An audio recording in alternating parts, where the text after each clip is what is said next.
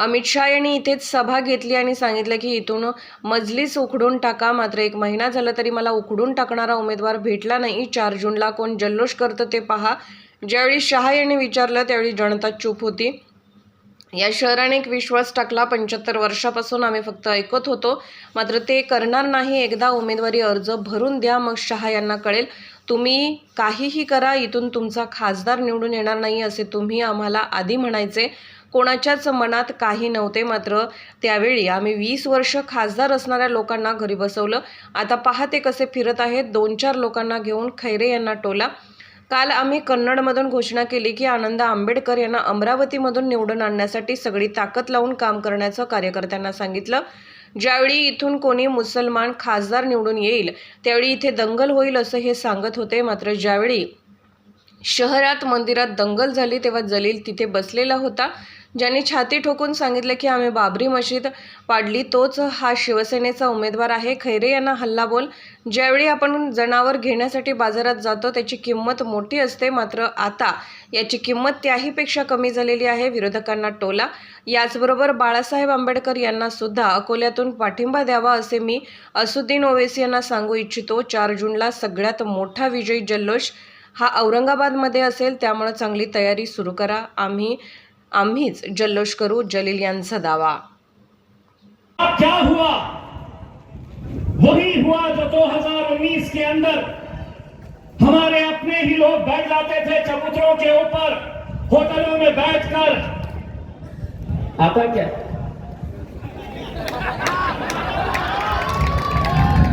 कैसे आता बताओ, समझो। देखो इतने उनके आता क्या? यही चलता था ना। पूरे जहनों के अंदर बात डालने की कोशिश करते थे कि कुछ भी कर लो, यहां से तुम्हारा एमपी चुनकर नहीं आ सकता था। अरे तुम्हारे आंकड़े इस जमीन के ऊपर थे, मेरा हिसाब तो ऊपर वाला कर रहा था।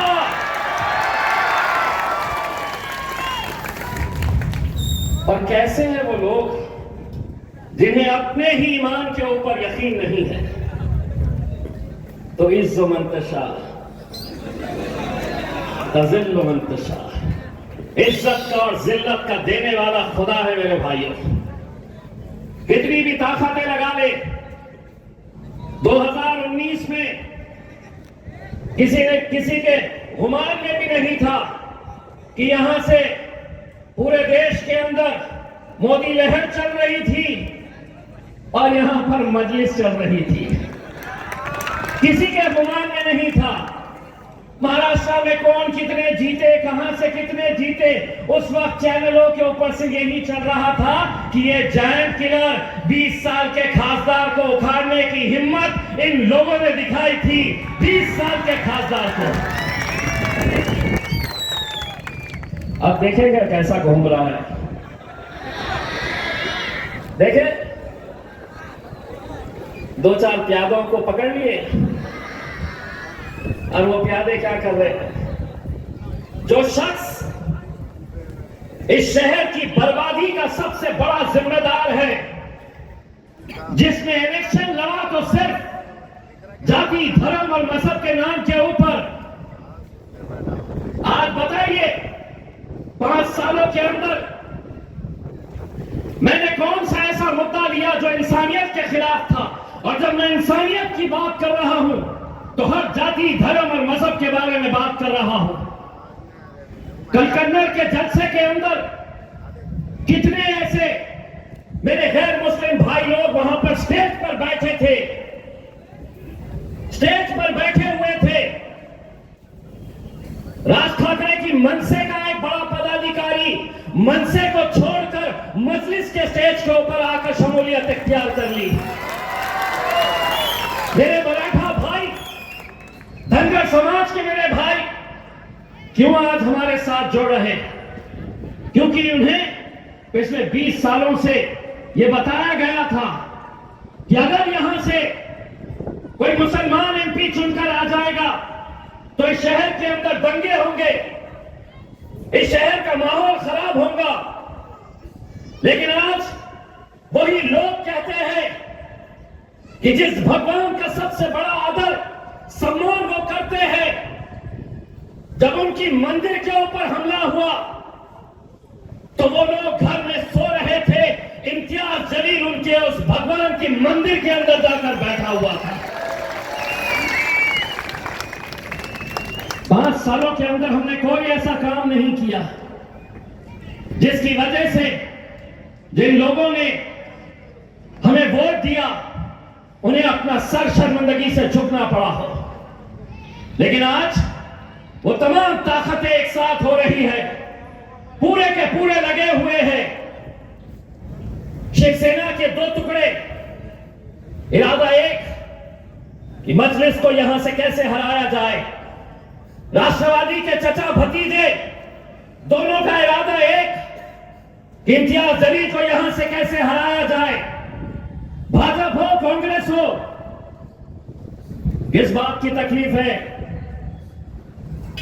क्या हमने ठेका लेके रखे हैं तुम्हें वोट देने का? क्या ये हमारी जिम्मेदारी है कि हम ऐसी महफिलें सजाएंगे और तुम्हें वहां पर पार्लियामेंट के अंदर भेजेंगे? भेजते आए हैं, 75 सालों तक हमने यही करते आए हैं। लेकिन अब सुन लो अच्छी तरीके से, देवेंद्र फडणवीस, शरद पवार, अजीत पवार, उद्धव ठाकरे,